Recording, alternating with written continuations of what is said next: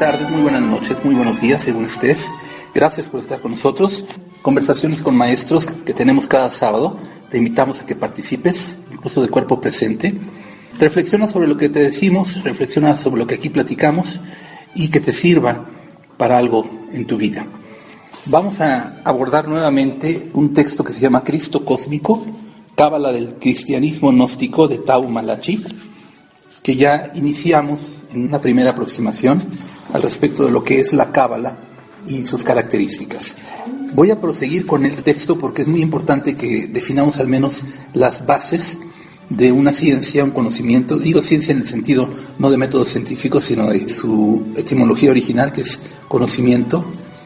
Y simplemente por recordar, los temas son la naturaleza y atributos de Dios y la divinidad, el desarrollo de una cosmología, el misterio de la creación de los ángeles y la humanidad, el destino de la humanidad y los ángeles, la naturaleza del alma humana y su relación con lo divino, la naturaleza de las fuerzas cósmicas, ángeles, demonios, elementales y otras, el significado interior de la ley revelada y el sagrado evangelio, el simbolismo trascendental de los números y formas geométricas, los misterios contenidos en las letras hebreas, el equilibrio en el juego de fuerzas cósmicas, el misterio de la revelación divina y los estados proféticos de la conciencia y el misterio de la encarnación y el plan divino en la tierra.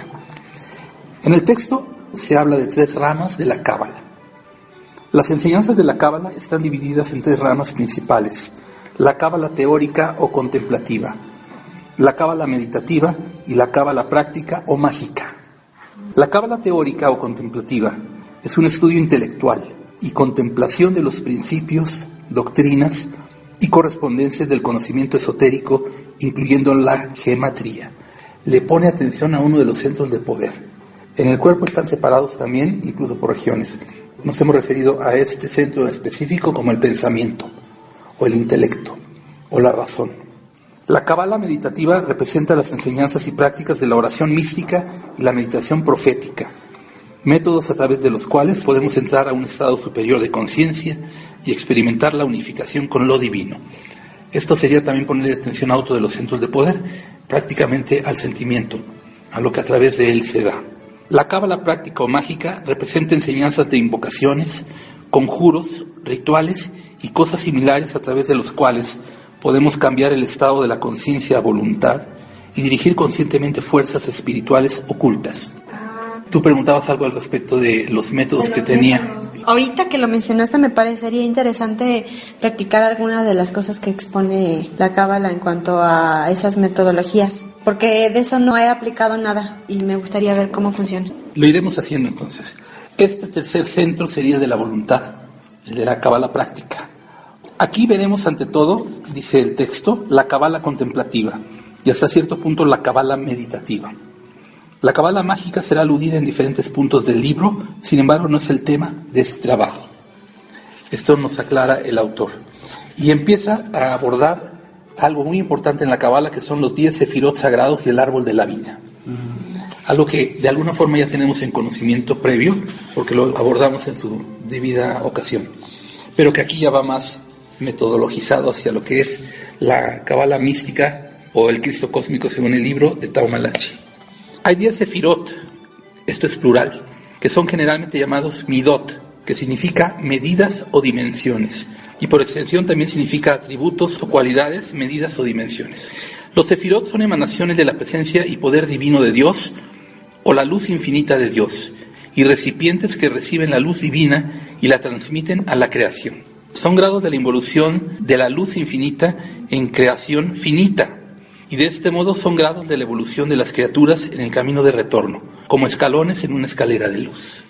Desciende de esta forma la manifestación de Dios cuando se quiere referir al mundo, pero igualmente ascendemos por esta misma vía hacia Dios cuando queremos salir de Él. Cuando leemos la visión de Jacob de una escalera que se extendía de la tierra a los cielos, por la cual vio ángeles ascendiendo y descendiendo, la Cábala diría que Jacob tuvo la visión de la constelación de los sefirot que forma el árbol de la vida. ¿Recuerdan ese pasaje del Antiguo Testamento? ¿No lo han leído? Les recomiendo que lo lean, es muy interesante esa parte cuando Jacob tiene su visión de cómo desciende del cielo una escala, le llaman la escala de Jacob. Este concepto de la escalera al cielo es muy popular en las tradiciones no solo místicas, sino también incluso populares. Hay hasta una canción que se llama Escalera al Cielo, de Led Zeppelin, que alude a tener acceso a los niveles superiores o a Dios mismo por medio de una escala. Los sefirot son escalas. No es más o menos esto mismo que nos platicaste el otro día de lo que se abre para que por ahí se vayan en grupo. ¿O puertas, hablaba yo de puertas. Ajá. Sí, hablaba de que se abren puertas precisamente para que se puedan dar las posibilidades de desarrollo, pero más que otra cosa, en cuanto al interés que tenemos, de fuga de la trampa, de la aparente realidad de los sentidos y de la dualidad. Sí, los sefirot son puertas también, de alguna forma, y son escalones hacia el ascenso, cuando lo vemos desde acá abajo, o escalones del descenso de la manifestación de Dios en el mundo. Es un camino de dos vías. La palabra sefirá, que es singular, está relacionada con el término hebreo saper, que significa expresar o comunicar, y con la palabra sapir, que significa zafiro, brillantez o luminar. También se relaciona con los términos sefar, que significa límite, sefer, que significa libro, y safar, que significa número. ¿Se acuerdan que hablábamos un poco ya también de lo que es la importancia del idioma hebreo o la lengua hebrea, la escritura hebrea, porque está cargada de posibilidades de significados debido a que no contiene vocales, ya que las consonantes mismas también remiten a posibilidades de números? Por eso tantas referencias a que pueden significar zafiro, brillantez, luminar, comunicar, libro, número, límite, etc. Todos estos términos representan conceptos relacionados e indican las dos funciones básicas de los sefirot: luces o emanaciones que actúan para revelar y expresar la presencia y poder de Dios, el Shekinah, que le llaman ellos, y recipientes que limitan y delinean la luz infinita de Dios, bajándolo al reino finito de numeración y límite. Si nos ubicamos nosotros, y lo hemos hecho, lo hicimos como práctica, en la posibilidad de uno de los sefirot, en un sefirá, que es singular, entonces estamos asumiendo que nos encontramos en una potencialidad específica de manifestación de Dios en el mundo. Por eso es importante que tengamos conocimiento de nuestro don. También nuestro don da una posición con respecto a los sefirot o el árbol mismo de la vida, y esto nos da caminos y vías por la construcción del mismo árbol de la vida que se pueden dar a continuación, o asaltos que se pueden hacer. Esencialmente los sefirot y los diferentes niveles de su manifestación, llamados olamot o universos, representan la estructura metafísica de la creación, o el vehículo a través del cual la criatura, creación y Dios están conectados e interactúan. En el Génesis son listadas 10 declaraciones con las cuales Dios crea. Estas corresponden a los 10 sefirot y sugieren la idea de criatura y creación como la revelación o expresión de Dios y como el recipiente que recibe e imparte la presencia divina, por lo tanto el cuerpo de Dios. Ya habíamos mencionado la importancia de la pronunciación de ciertas letras y lo fuerte que pueden resultar para manifestar en el mundo a modo de hacer o deshacer. Son poderes inmanentes a las mismas expresiones. Están, por ejemplo, los 72 nombres de Dios. En algún lado leí, no sé si esto fue exacto o no, pero se decía que cuando Moisés abrió el mar rojo, lo hizo con su cayado, golpeando el piso, tras haber pronunciado los 72 nombres de Dios, que son impronunciables. No se permite que se pronuncien por el poder que desatan. Y es que en las variantes de letras hay 72 posibilidades distintas. Imagínense lo que es entonces invocar el nombre de Dios, no en vano, sino con todo poder. A través de los sefirot, Dios llega a nosotros y nosotros podemos penetrar en Él. Nosotros podemos penetrar en Él. La forma más común en que estos sefirot son representados es como un glifo llamado el árbol de la vida. Los sefirot son mostrados como 10 círculos que forman 3 tríadas, una superior, una en el medio y una inferior, con un solo sefirot ubicado como un pendiente debajo de la tríada inferior. En esta misma configuración también aparecen en 10 círculos divididos en 3 columnas, una a la derecha, una a la izquierda y una en el medio, que son llamadas pilares. Estas son 2 formas de ver el mismo glifo. En la perspectiva de las 3 triadas de sefirot y un sefirá como pendiente, la triada superior es llamada triada suprema, la del medio se conoce como triada moral y la inferior es llamada triada de acción, suprema, moral y de acción. El sefirá, que aparece como un pendiente, es llamado Malkut o el reino. Malkut es el fruto del árbol de la vida. además del recipiente de la influencia de todas las emanaciones sobre él. ¿Y qué implicaciones tiene que sea el fruto del árbol de la vida? Porque el árbol de la vida se refiere a la versión bíblica, que de ahí comieron Adán y Eva. No, ese era el árbol del conocimiento. Aquí se habla del árbol de la vida, que es una construcción sefirótica, ordenada, que sirve de escala de ascensión o descenso de las energías de Dios o de las aspiraciones y energías propias hacia Dios. Y entonces, ¿qué implicaciones tiene que sea el fruto? Malkut es el que está en la coronilla, ¿no? No, En la base. ¿Acá? En el árbol de la vida es el de hasta abajo. Ah, ok. Pues sí, el reino, el mundo precisamente es el resultado de todas. Las implicaciones es que es el recipiente de todas las energías que descienden para conformar la vida en este nivel, en este plano.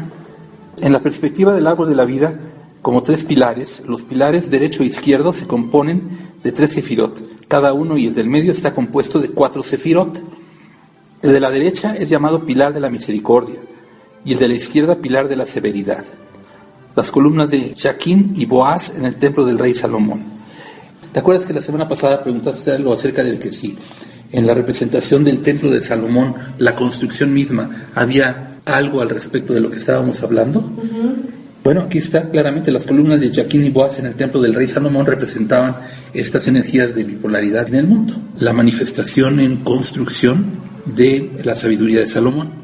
Uno es positivo y el otro negativo, uno es masculino y el otro es femenino, se refiere a las columnas. Uno es blanco, el otro negro, de modo que estos dos pilares representan el juego eterno de opuestos en interacción dinámica.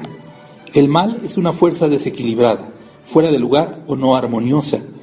La severidad en desequilibrio es crueldad y opresión. Y la misericordia desbalanceada es debilidad, que permite y facilita el mal. Todos los valores exigen un equilibrio.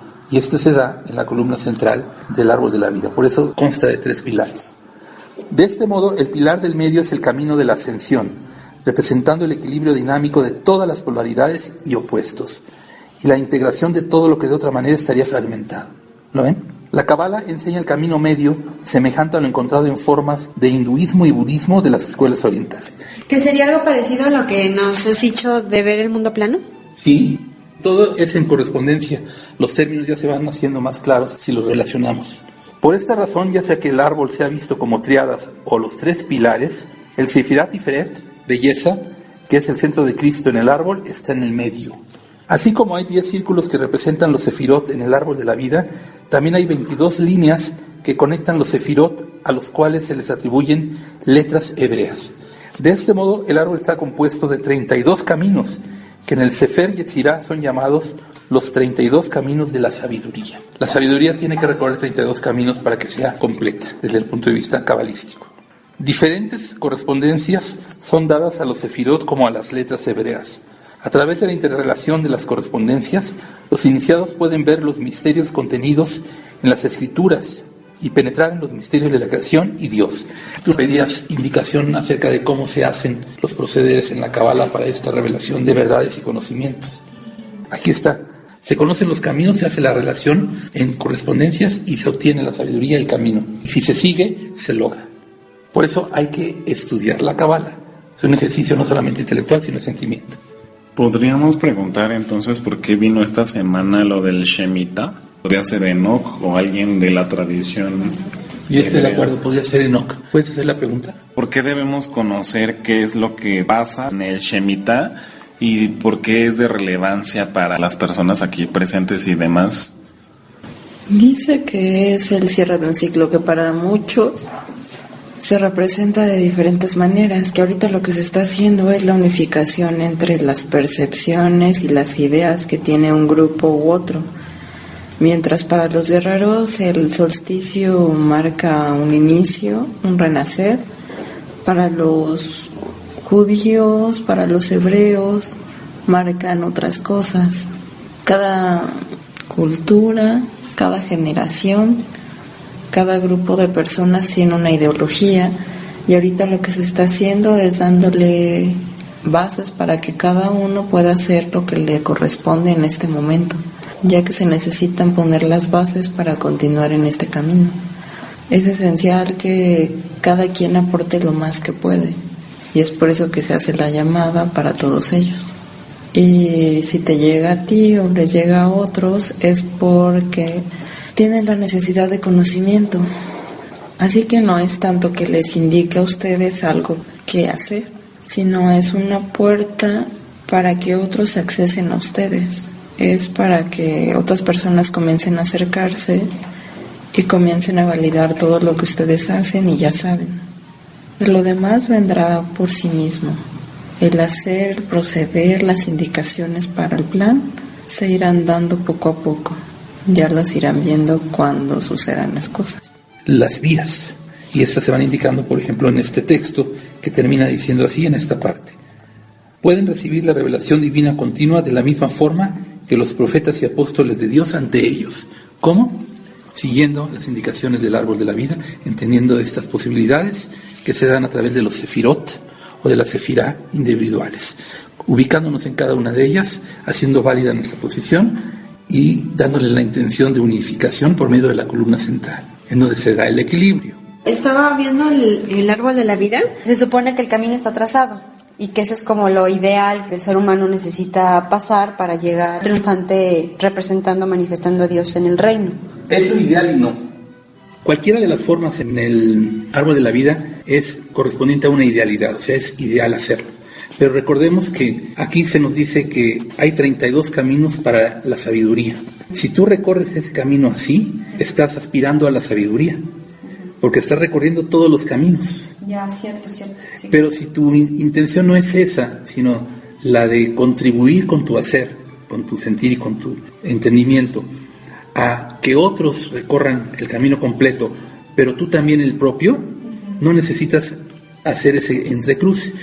Sabido es también que esto representa el enroscamiento de la serpiente sobre el báculo del centro. Claro, sí. En el árbol de la vida está así, es el camino de la serpiente que le llamaban, ese que va haciendo espiral ascendente. Sí, exacto, claro, ya me checó perfecto. O sea, puedes irte por el camino del descubrirte o el encontrarte en tu esencia divina, probando las polaridades, o el del justo medio, como decía en el libro, ¿no? Que así es como se está proponiendo también en la filosofía hindú y en ese tipo de culturas, que el camino del medio es el que lleva, pues es la línea recta hacia Dios. Y el camino del medio lo sienta quien lo debe sentar. Exacto, sí. Y no se requiere que todos lo crucen necesariamente así, porque quien sigue el camino del medio lleva consigo a los demás. Porque, y la resolución de las polaridades. Claro, porque está constituido el camino del medio por la constitución de las polaridades, y no hay camino del medio. Sí, la resolución de ellas en un justo medio, de tal manera que ya no tienen necesidad de probar una a la otra, porque ya te das cuenta que es el camino recto hacia Dios, de nuestra expresión corporal hacia Él y de nuestro encuentro con lo divino hacia la manifestación de Él en el mundo. El camino del Cristo, porque lo establecen quienes descienden con ese propósito desde la unidad o como avatares. Son los que pueden resolverlo. El camino del centro no es para todos, como el de la izquierda no es para todos, o el de la derecha no es para todos. Cada quien está en su propio camino. Pero estando donde estés, si quieres recorrer todos los otros caminos, te vas a meter en la posibilidad entonces de ir paso a paso por las distintas posibilidades de rutas que puedes seguir. Lo puedes hacer, pero no te alcanza una vida para ello. Por eso también es el camino de las encarnaciones, cuando el alma tiene esa intención de ir recorriendo ciertas posibilidades que le van interesando, y si va siguiendo el camino del árbol de la vida, van muy específicas. Si no, pues van dictadas por sí misma. Pero ahí está la guía de los sefirot y del árbol de la vida, según la Kabbalah. Damos por concluida esta siguiente revisión que hacemos del Cristo cósmico, Kabbalah del cristianismo gnóstico de Tao Malachi. Y como se dan cuenta, apenas seguimos arañando la superficie de algo que tiene una trascendencia muy grande. Me interesaría seguirlo tratando para ir viendo algunas posibilidades mayores.